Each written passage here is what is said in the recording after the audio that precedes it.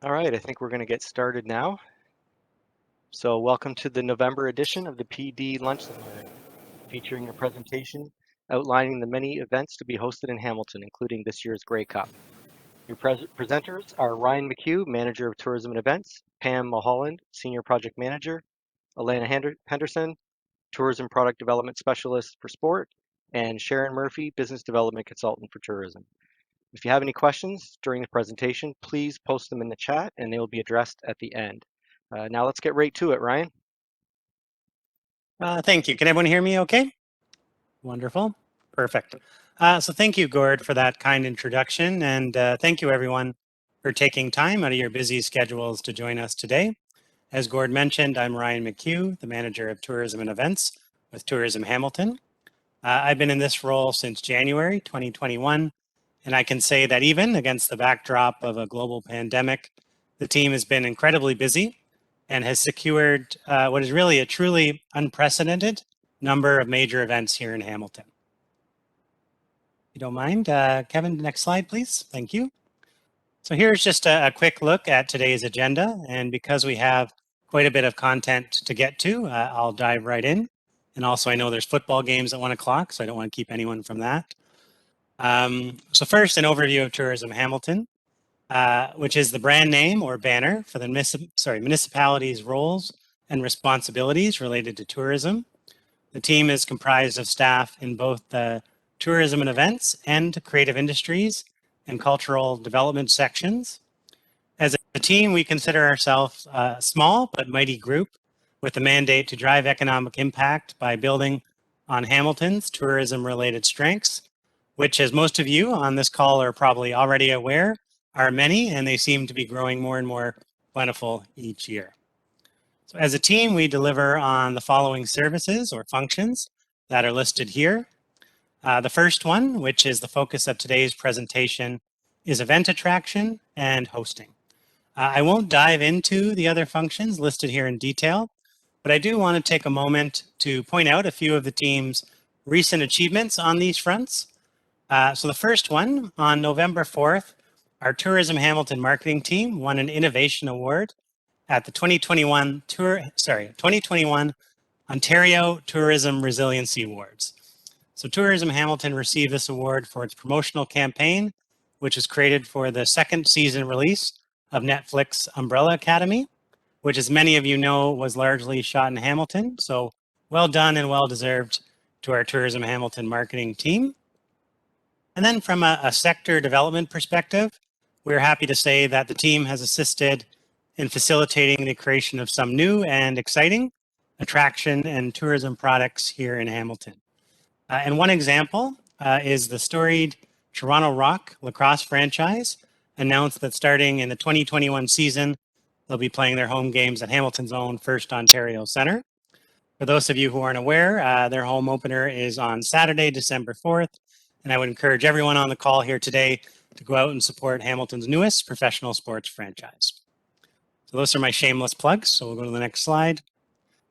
So this slide shows a listing of major hosted events that will be held in Hamilton in the coming years.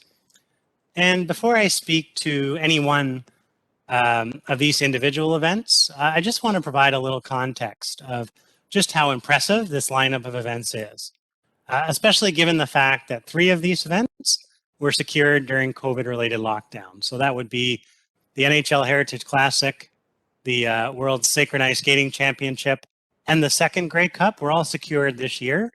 So those are events that we've been working on throughout the pandemic. And just as a reference, in the previous Economic Development Action Plan, so that was the 2016 to 2020 Action Plan, one of the stretch targets was to secure 5 major hosted events like the Junos that generate a combined economic impact of $50 million. And again, remember that it was a stretch target.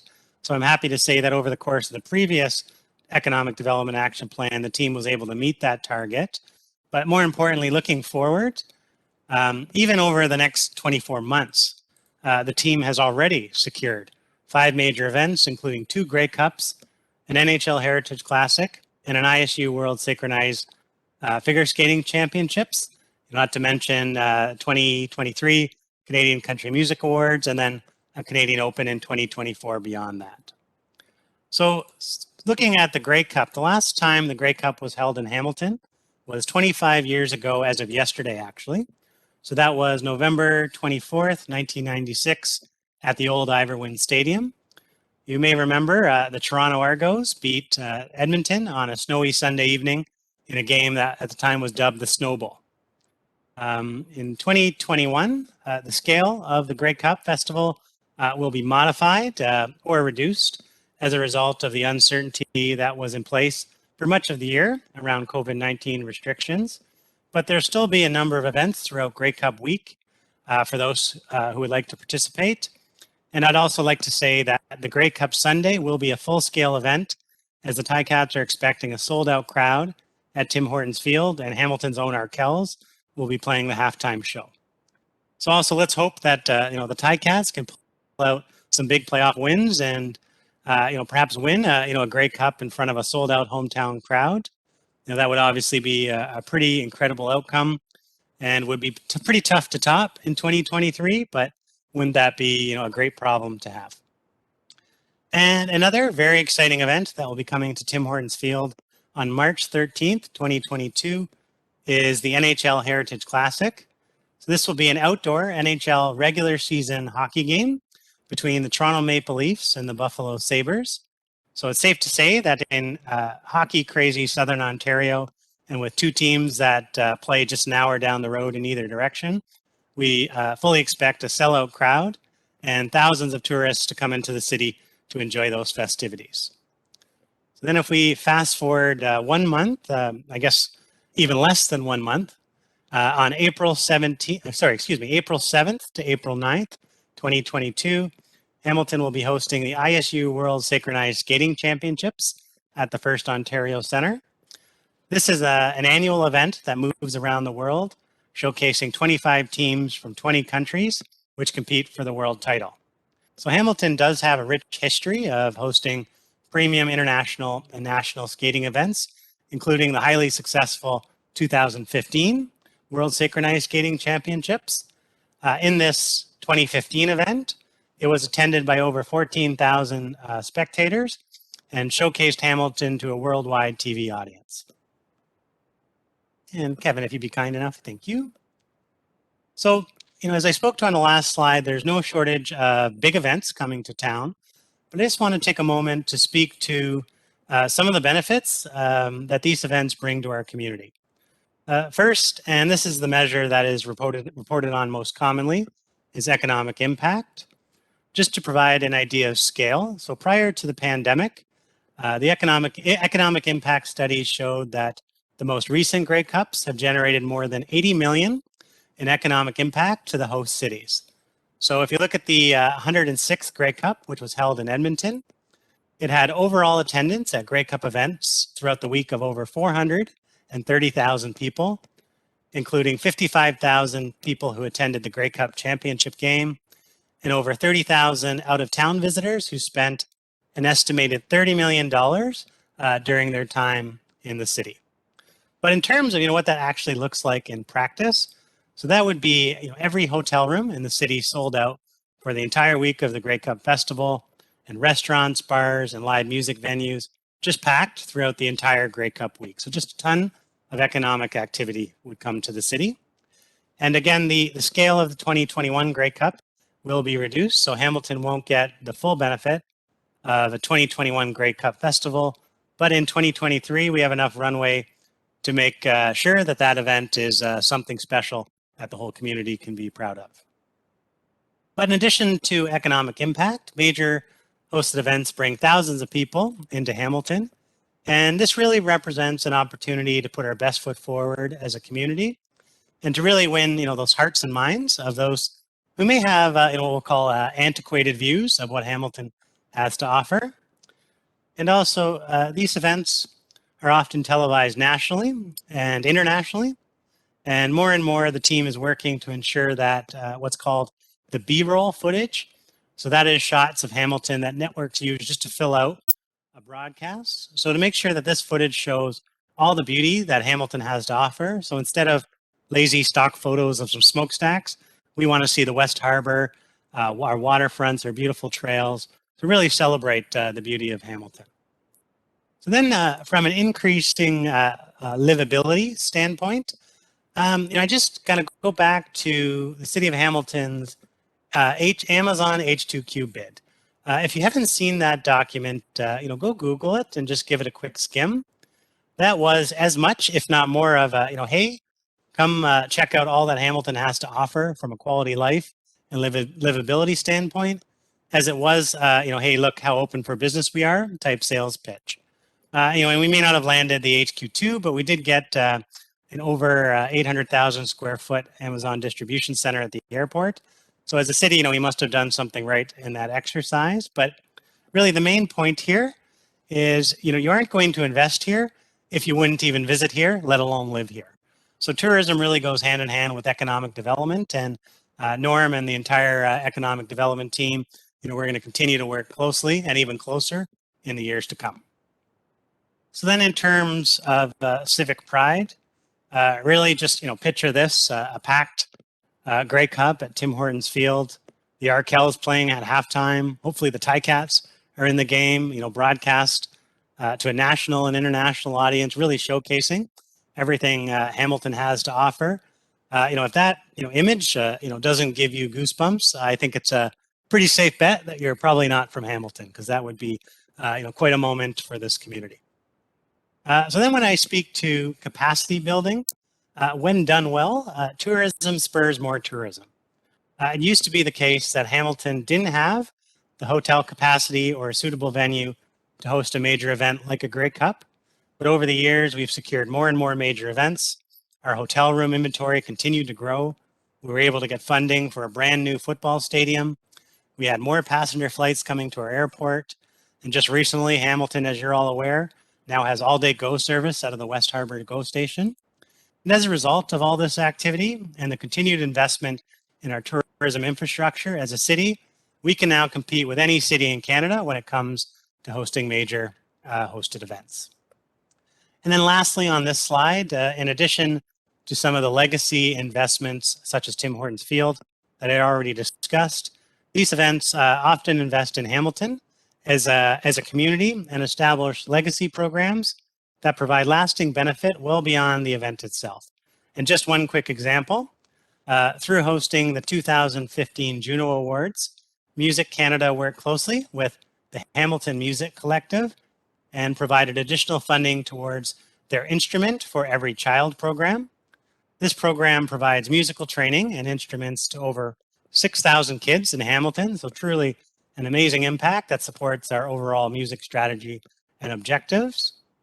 So that, at a high level, provides a summary of Tourism Hamilton, some of the events that we have coming to town, and just briefly touches on some of the benefits that they provide to the broader community.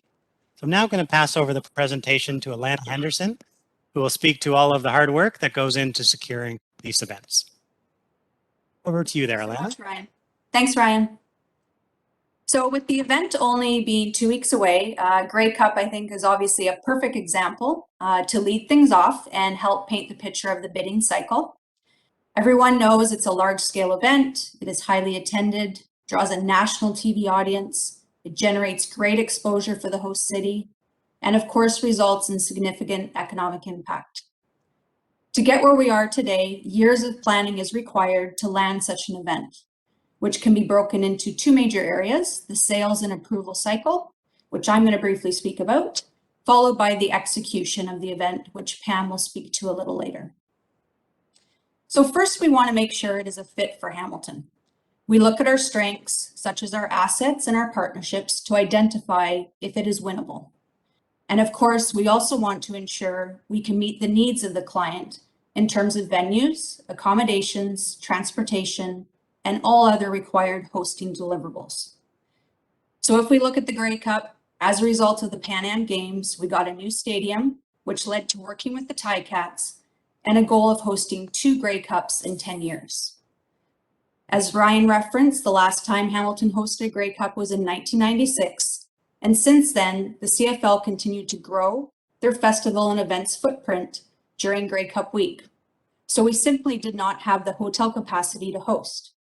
but Hamilton's hotel sector has blossomed over the years and continues to do so, which has now provided us with the hotel assets to host a full Grey Cup. Our airport services into John C. Munro International Airport have also expanded, with more flights with WestJet and the addition of Swoop Airlines. This provides attendees, fans, visitors, opportunities to fly directly into Hamilton. This is also enhancing our hosting capabilities. So bidding on the 2020 Grey Cup was a fit and the timing was right for Hamilton. So before we even bid on an event, it is important to highlight an instrumental piece of our work is our sales efforts to build relationships with clients. We attend conferences and trade shows, conduct site visits, and host familiarization tours in which we invite targeted clients to Hamilton to show them our facilities, accommodations, and everything else our city has to offer. We strategically organize familiarization tours around major events happening in the city so clients can experience our hosting capabilities. Some examples of past FAM tours include the RBC Canadian Open and the Canadian Country Music Awards. Our ultimate goal is we want to make sure we are well partnered to win in our minds as well as our clients' minds. A great example of this again is the Skate Canada and the ISU World Synchronized Skating Championships. As noted, we hosted this in 2015 and will be hosting again at the First Ontario Centre in April. It was highly successful due to the size of our venue and having 3 host hotels and the Hamilton Convention Centre within walking distance for teams and delegates. We have built and maintained a very strong relationship with Skate Canada. So as a result of this, combined with the landscape of our assets and our hosting success, Skate Canada has identified Hamilton as a top Canadian city of choice for this international event. For large events, the request for proposal process requires funding. So where applicable, we work with our external partners, private sector, or other levels of government as much as possible to minimize taxpayer dollars and maximize external funding resources. When there is a need for city funding, it requires council approval, and it takes in the form of city services to deliver events such as HSR, event bus shuttles, on-site ambulances, and police security. And if the future implementation of the municipal accommodation tax is approved, this again will become an alternate revenue stream for event funding, which Ryan will expand on a bit further in the presentation. So moving on, if we feel Hamilton is a good fit and we are well positioned with our partners and client for a winnable bid, we move forward with submitting a formal proposal. The RFP process is quite complex and requires a lot of coordination. We must ensure the necessary venues, accommodations are appropriately blocked and work with our partners to produce proposals for our submission. So as you can imagine, for major events such as the Grey Cup, the Canadian Open, Canadian Country Music Awards, we are coordinating details with multiple partners across the city. Once again, if there are any funding or hosting fee requirements, we need to go through the proper processes externally or through council to confirm and provide those funding commitments within the document. Large-scale RFPs typically also require venue configurations, transportation plans, marketing or volunteer strategies. So there's a lot of content required to complete a full submission. And to provide some further context, we are usually bidding on major events 2 to 3 years out from the hosting year, and it can take up to 3 months to produce a bid. So the event is awarded, the sales cycle is complete, and the planning to execute event deliverables begins. But for the sales process to continue, it is important that we maintain a close relationship with the client to ensure proper servicing is completed leading up to, during, and post-event. So a great example of this, back in 2018, we secured all required hotel room blocks for the CFL in Hamilton. Due to the pandemic, one of our properties was designated as a shelter to assist mission services. This property was to provide over 100 rooms for the CFL requirements. So we had to diligently, with all of our other hotel properties, work to find additional rooms to compensate for the loss in the CFL's room inventory. But it was a win-win. for everyone. The CFL was very grateful that they were not displaced, and the economic impact stayed in Hamilton, as we did not lose the business to Burlington or Brantford. Servicing our clients is extremely important. It leads to repeat business, but also other business opportunities. As a result of hosting the RBC Canadian Open in 2019 and again in 2024, it has opened other doors with Golf Canada to bring additional amateur championships to the city. So to wrap up the last slide on the bidding cycle, here are some great examples of the positive media exposure that Hamilton has received once we win a major event. And I will now turn it over to Pam to speak about execution. Thank you, Alana. Many of you will have attended large-scale tourism events in Hamilton, such as 2015 Pan Am Games Soccer at Tim Hortons Field, or the 2015 Juno Awards, or 2018 Canadian Country Music Awards at First Ontario Centre, 2017 Sesquicentennial events such as Tall Ships on the Waterfront, or the 2019 RBC Canadian Open at the Hamilton Golf and Country Club. So as spectators and fans, you were there for the sport and culture programming, spending money in Hamilton. And in support of these events, city staff were working with event producers to plan and execute what you were able to experience. So who do we work with and what do we do? So the tourism and events section's role with large-scale tourism events is twofold. It's as a facilitator and as project manager of select event components.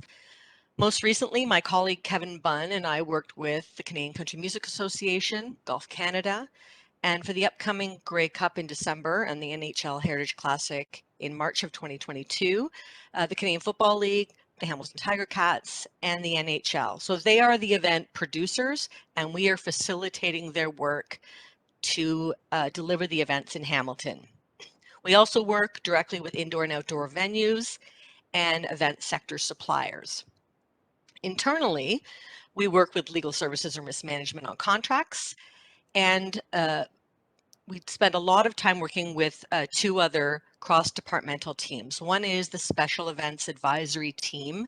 The acronym is SEAT, which is a team comprised of city staff representing 18 divisions, such as recreation, corridor management, parking, facilities, HSR, emergency services, along with officers from the Hamilton Police Service. So SEAT supports outdoor events taking place on city property, and in some cases events on private property that have a significant impact on city services, as was the case in 2019 when the RBC Canadian Open was at the Hamilton Golf and Country Club in Ancaster. We work with the city's Emergency Management Planning Committee. So this cross-departmental team works with an event producer to develop the emergency management plan that identifies potential emergency conditions at the event site and prescribes the procedures to be followed to minimize or prevent loss of life and property. So what do we actually do? So we work on contracts. So when council allocates funds or in-kind goods and services to a major tourism event, we work with legal and risk to execute a contract with the event organization that prescribes elements such as venue use, goods and services delivery, the rights and benefits of both parties, insurance and indemnity. We also work with many staff and external parties on health and safety and regulatory compliance tasks. So I won't speak to everything on this slide. I'll just touch on a couple of things. I mentioned the emergency management planning. So an EMP, or an ERP as it's sometimes called, identifies internal and external resources and capabilities, details the plans, and lists potential emergencies and the action plan to respond. So for example, for the upcoming Grey Cup, before the stadium is open, there will be a road closure security perimeter, and Hamilton Police Service specialty units will do a bomb threat security sweep of Tim Hortons Field. Some people may say, well, there's 24,000 people in the stadium. That's like a regular game. Why this increased security level? That's because the game is Grey Cup is not a regular home game. We have federal and provincial dignitaries and other VIP coming. It's on December 12th, so there could be a snow event, which would lead to icy sidewalks, another potential challenges for people within the stadium. There will be lots of stadium precinct neighborhood parties going on. The event is very high profile. It's going to be broadcast on TSN and ESPN. So all eyes are on Hamilton with respect to this national, international event. And that's why if you're going or if you live in the neighborhood, things will look different on December 12th than they do for a regular home game. So we work with road closure companies and corridor management and police to secure a road closure perimeter to stop vehicles from harming spectators. A recent example, a tragic example 3 days ago was in Wisconsin when a car plowed into a crowd at a Christmas parade and there were fatalities there. If you've seen that footage, they're inadequate wooden orange sawhorses closing the road that just went flying like toothpicks.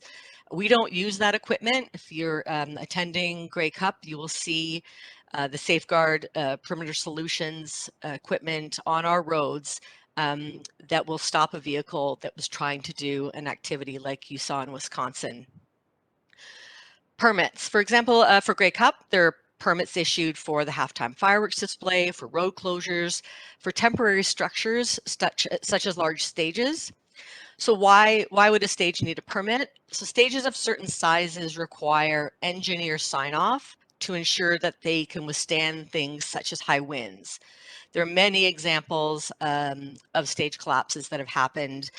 A very significant one was at the 2017 Indianapolis State Fair when high winds took the entire stage down, resulting in fatalities there. So that's why there are permits and engineers, and our building division reviews those to ensure that what is on site is up to code. Venue plans, we look at and review with event organizers capacity limits and crowd control. As an example on this slide, I feel like the bearer of bad news with tragedies, but when you're planning an event that is fenced and ticketed, that is gated, not like an event in a park where you as a spectator or fan there have multiple access routes, egress and access to get in and out. If you are fencing and creating a tunnel that you often see at a music concert like Astroworld, there have to be breaks throughout that fence line with security personnel there, so that in the event that you have that sway that you saw at Astroworld, people can get out multiple points. They're not just funneled with no way out. So we look to that. We don't want to create crowd tunnels when we're looking at health and safety at our events. And we also work on, and I'll just speak to a couple of things on this slide, with our transportation partners, be that the Hamilton International Airport and the airlines that are there with Metrolinx, Go Transit, to ensure for Grey Cup that there are trains that are coming in and out of West Harbour for fans that are going to the Grey Cup game. And for Grey Cup, most significantly, we've worked with HSR. So if you've attended a regular Tiger Cat game and you take your Ticket to Ride program, you're on your HSR shuttle, you would be picked up and dropped off from Cannon Street. Well, Cannon is part of the security perimeter. It's closed. So my colleague Kevin has worked closely with HSR and a road closure company to do a lane closure on King Street. So the buses are picking up and dropping off from King Street, made more complicated by the pandemic. So our articulated buses can only have 60 people seated, no standing. So on a Ticket to Ride, you would have 6 buses running. For Grey Cup, there are 4 HSR routes, and that's on our city's website if you want to check out the new routes for Grey Cup shuttles. Those shuttles, there are 4 shuttles because the articulated buses can only take 60 people seated. We have 16 buses running to accommodate the fans. So that's the kind of planning that goes into transportation.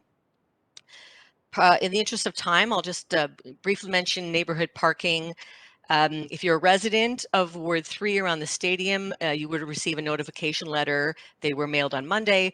And these are the kinds of plans that go into place with parking services, looking at the residents that live on the streets where local traffic only will be allowed. There'll be permit hand tags for some residents to get in and out of their streets. There'll be other tags for their dashboards, for their cars. So unlike a regular Tiger Cat game, because there's a security perimeter, there won't be parking on every neighbor's lawns and in driveways as you might see for a regular game. So that's part of the parking plan. And then I'll just quickly jump to post-event reports. So we do internal and external reports after a large-scale event is done. We keep a record of the plan and the work that I've described so that Hamilton, when we host the 2023 Grey Cup, the staff that are responsible for that event have a blueprint of what worked, areas to improve, and they're not starting from the beginning if staff have moved to various new positions potentially. And the event organizer will do a report to us on their programming and community outreach overviews. Ryan spoke to a couple of those legacy projects. Total attendance of tourists is one of the markers we're most interested in. The province defines a tourist as someone traveling 40 kilometers or more to attend an event and links that to his or her local spend in Hamilton. So for example, the 2019 Open had 120,000 people. 68% of them traveled from 40 kilometers or more. Of that 68%, 26 traveled more than 100 kilometers. So that's significant for us because that's linked to hotel stays and increased spend. There were also 156 golfers from 22 countries. There were media outlets from all over North America. So that impacts, and Ryan spoke to it in a previous slide, the economic impact for Hamilton of those people being here and what they're spending. So now I will pass it over to my colleague, Sharon Murphy, who is going to speak about the business of tourism. Hi, everyone. Thank you, Pam. So now it's all hands on deck from a tourism perspective, which means it's the engagement of all sectors of tourism when it comes to the large scale events. Some of the actions are included are the creation of a special event resume. So this is Tourism Hamilton's main line of communication to over 300 tourism stakeholders, including all of our BIAs. The information in this document includes the schedule of events, the accommodations availability, transportation, volunteer staffing, and food and beverage. This piece assists the stakeholders with staffing and providing excellent service to those visitors coming in. We meet regularly with those stakeholders leading up to the event to educate them on the importance of a large-scale event and ways to provide creating sensational service. Tourism Hamilton also works with all the stakeholders to ensure contracts are met when it comes to the accommodations and meeting space. Our role is to not negotiate between the stakeholder and the event's right holder, but it is our role to ensure a successful landing spot is met for both parties. When working with the large-scale events, we also work on their marketing plan, which includes providing assets that can be used by these organizations in promoting their event. These assets include digital platforms available in the city, window displays, bus and traffic signage, cross-marketing of events, billboards, etc. Tourism Hamilton works closely with the City of Hamilton's corporate communications and our own marketing team here at Tourism to enhance these events. Marketing of the event also includes any television opportunities that can be included in our agreement that Pam spoke of earlier with the event's right holder and the City of Hamilton. Hamilton has been front and center on CBS for the RBC Canadian Open with beautiful shots of the city and Ancaster. And for both the Juno Awards and the CCMA Awards, these were both broadcasted on CBC and global networks. We also try to make sure our branding is seen throughout an event for both the city and tourism.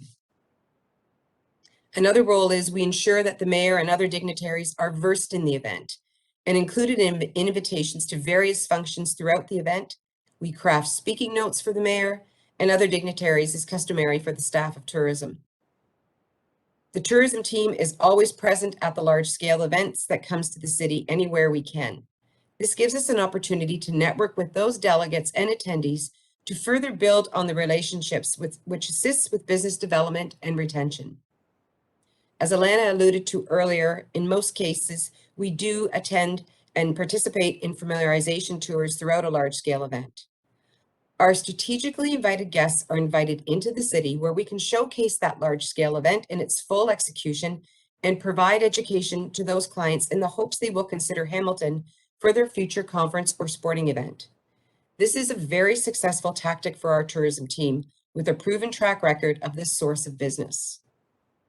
And finally, from a business development side of things, during the week of the event, meetings are set up with those delegates that have the potential of setting up a business in Hamilton, i.e. the Junos or CCMA. We've met with record labels, with MDMs, Sony, Universal, in the hopes of looking at Hamilton as a future site for recording studios or other business opportunities such as their annual general meeting. A quick hit on this would be from the Canadian Country Music Awards.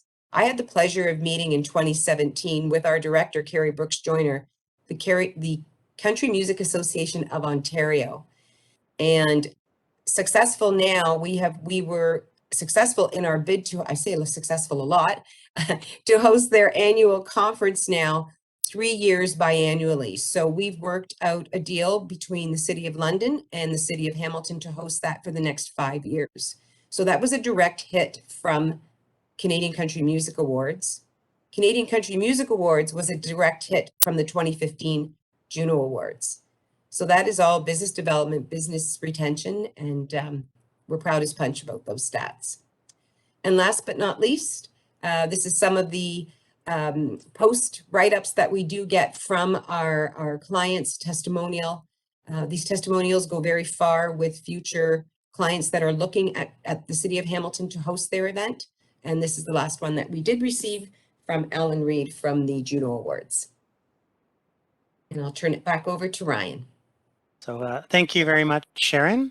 So as you can see, we have quite a few events coming to town in the near future, and it takes a ton of work to both land and execute each and every one of these hosted events. So as we look forward, the team is in the process of finalizing the next iteration of our tourism strategy, and if approved, this document will guide our work over the next few years. And I won't go into this document in detail, but I did just want to touch on a few points that would most impact major hosted events. And without giving it away, I'll say any state secrets, there are a few major investments and initiatives that are going to make Hamilton even more competitive from a major hosted events perspective. So first, I'm extremely excited to say that on June 9th, Hamilton City Council unanimously approved the master agreement between the City of Hamilton and Hamilton Urban Precinct Entertainment Group, or HUPEG. In our view, this is going to be an absolutely transformational project that's going to be a game changer for Hamilton. The agreement will see HUPEG take over the responsibility for both the operation and maintenance of the First Ontario Centre, the First Ontario Concert Hall, and of the Hamilton Convention Centre for a period of 49 years with no monetary contribution from the city. Not only will this project result in over $100 million of private sector investment being made in these assets, it'll also serve as as a catalyst for a series of developments that will totally transform the block just north of York Boulevard.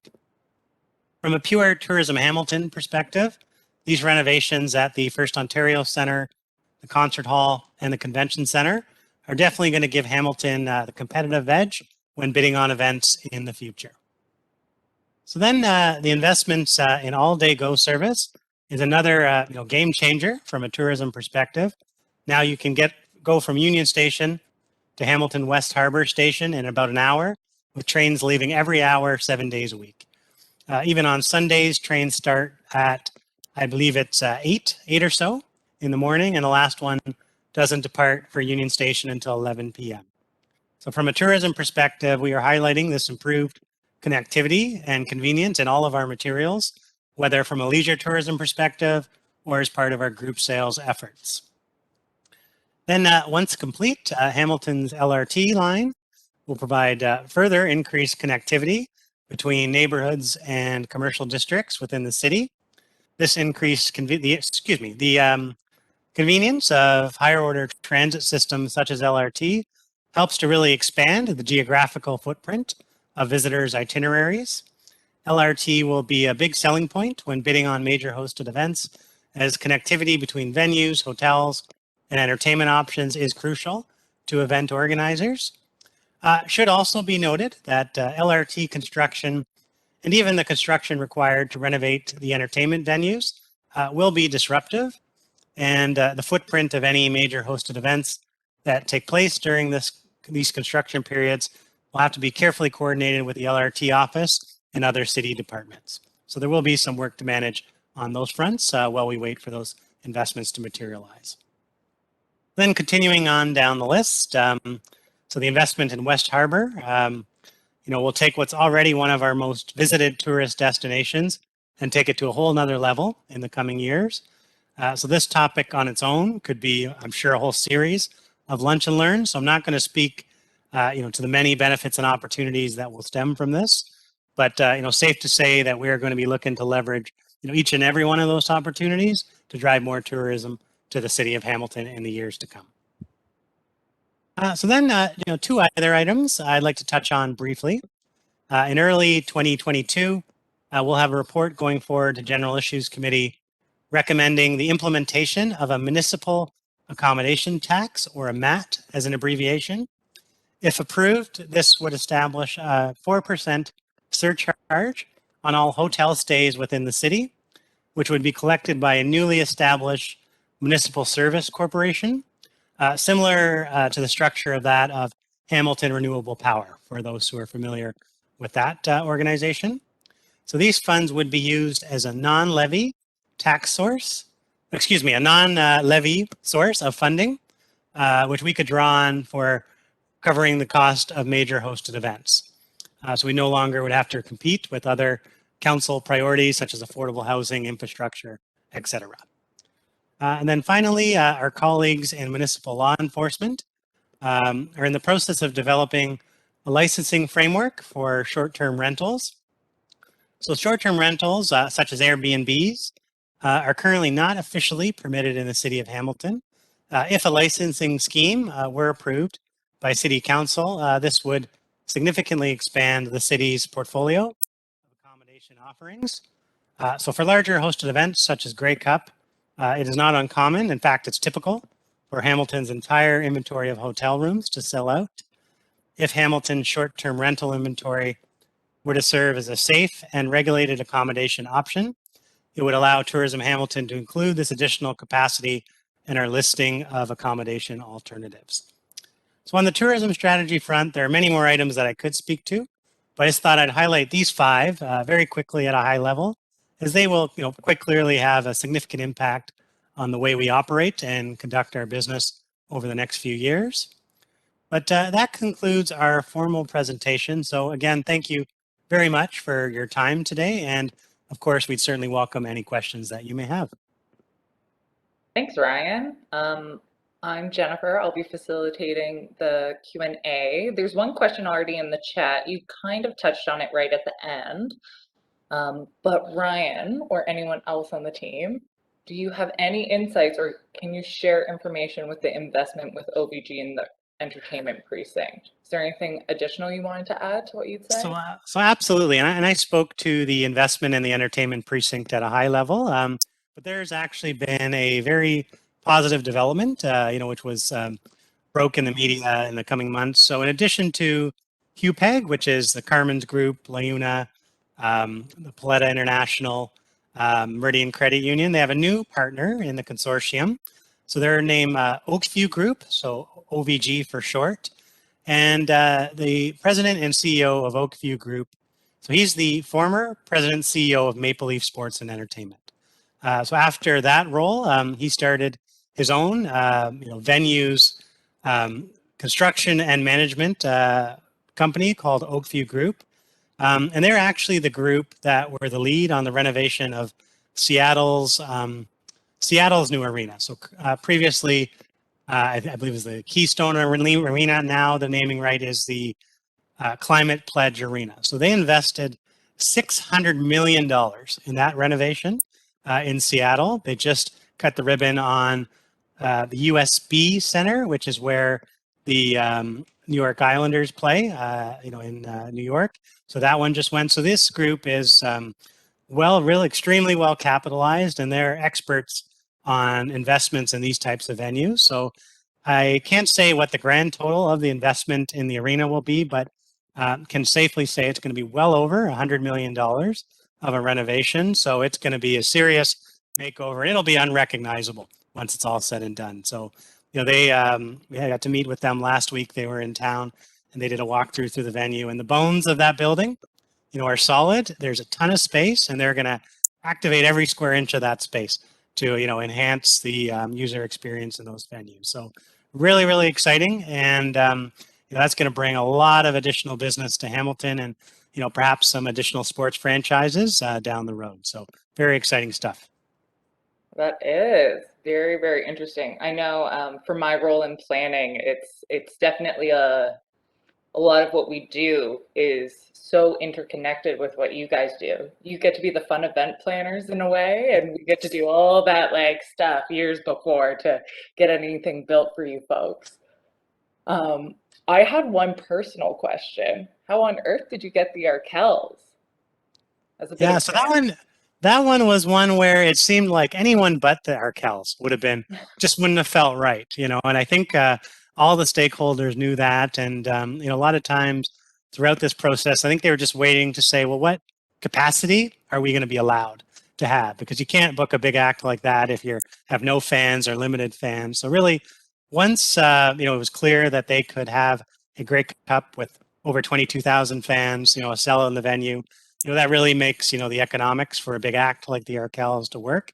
So, it was one where I think the Arkells, anyone who knows them personally, I think, they would think that would be a pretty cool gig to play a halftime show in their own city. So something where it's just, the stars aligned, the regulations allowed a big gathering. They had availability, and, I think it was just all the parties wanted to make that happen. So that's one I'll give credit to the Ticats and the Arkells, just for wanting to make that happen. But, as Tourism Hamilton, will certainly go sell the benefits of that and hopefully enjoy the show ourselves. So great question. Margaret's just posted Yes. another question in the chat. Interested in hearing more about the additional tax revenue source. Does it exist in other cities? And do you expect that to be a small deterrent to events coming to town? What is your expected reaction from clients or big event organizers? Great question, Margaret. Absolutely a great question. And this is something where provincial legislation just allowed municipalities to implement this. So this was a relatively new development before COVID, and a few municipalities, such as Mississauga, as an example, had already implemented it prior to COVID.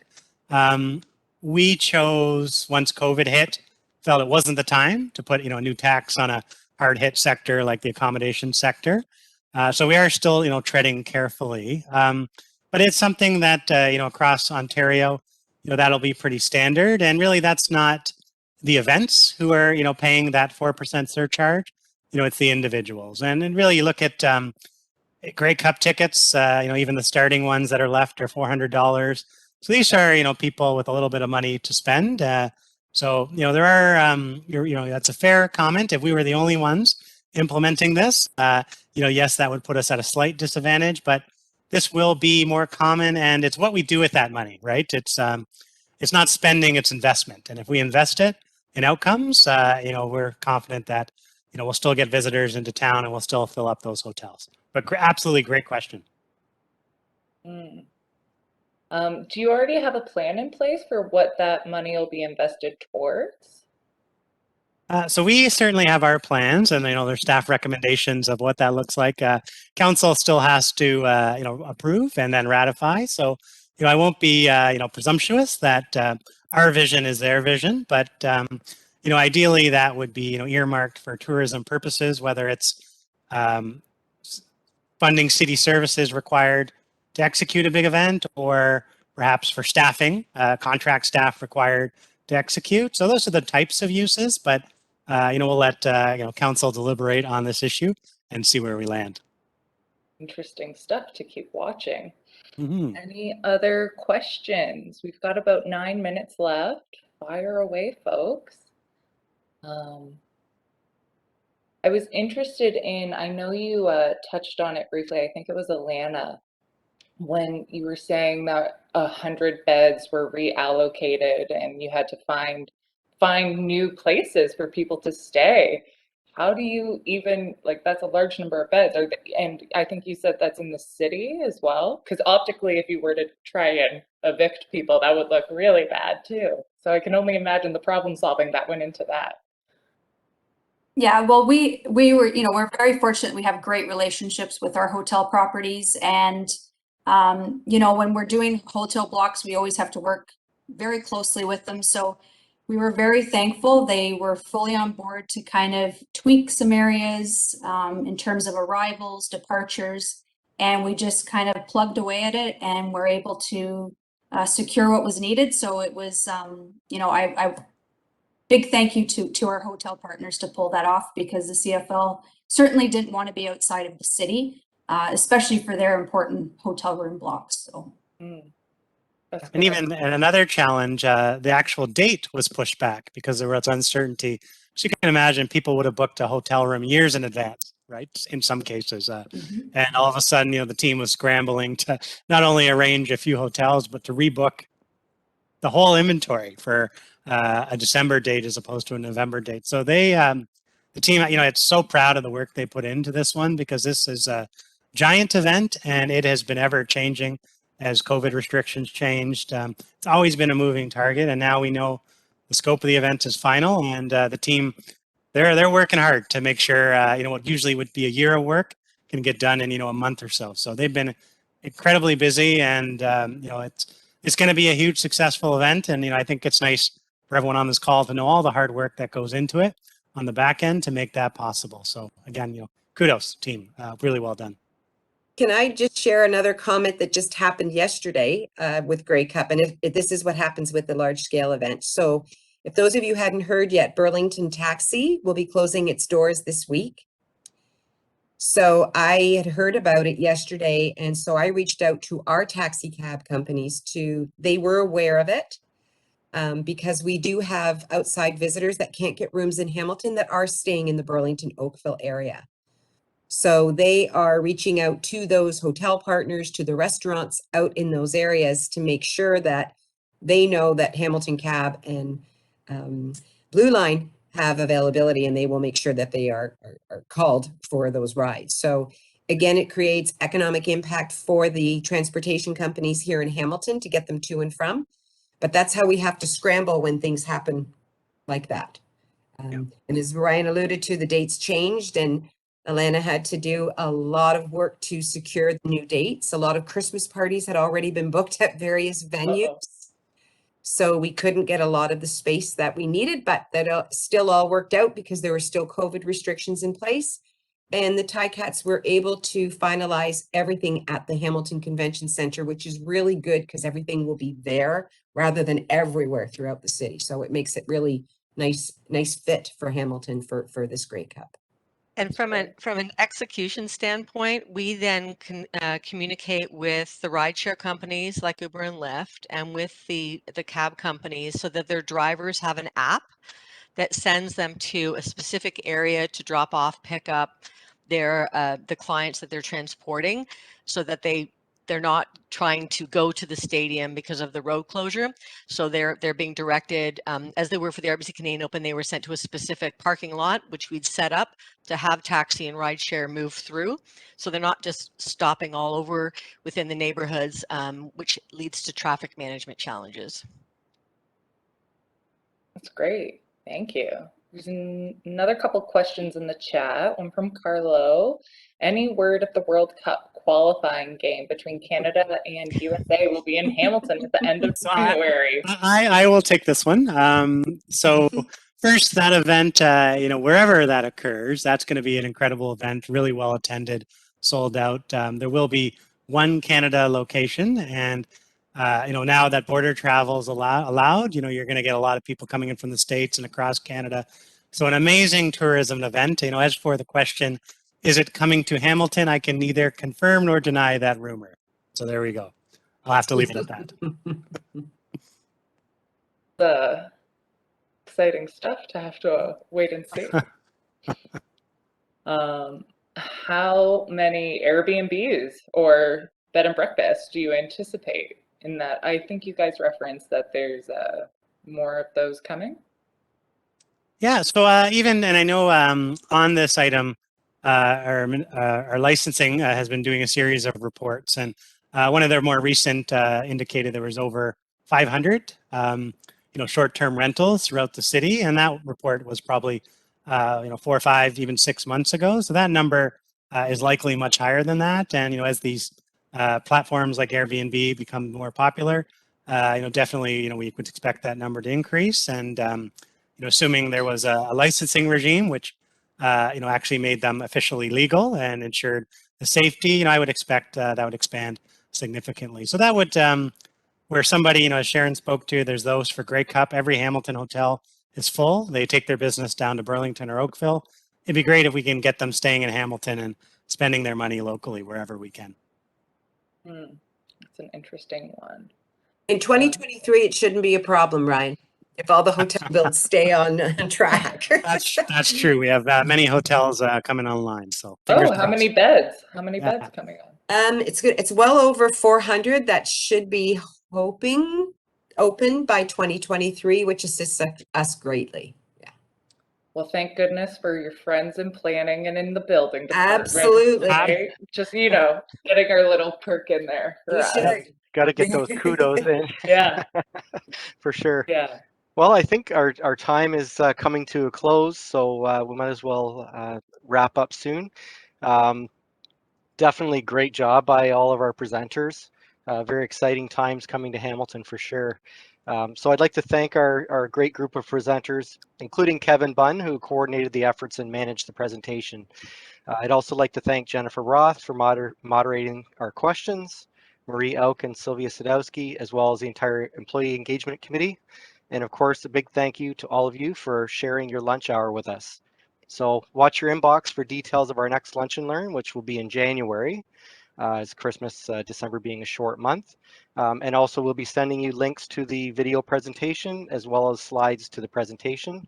And as always, our presenters are welcoming, your questions. If you have further questions, don't hesitate to reach out to them by email. You can also email me if you have something that you want me to pass along. I'd be happy to do that. So thanks again to everyone, and have a great afternoon. Thank you, everyone. Have a great day.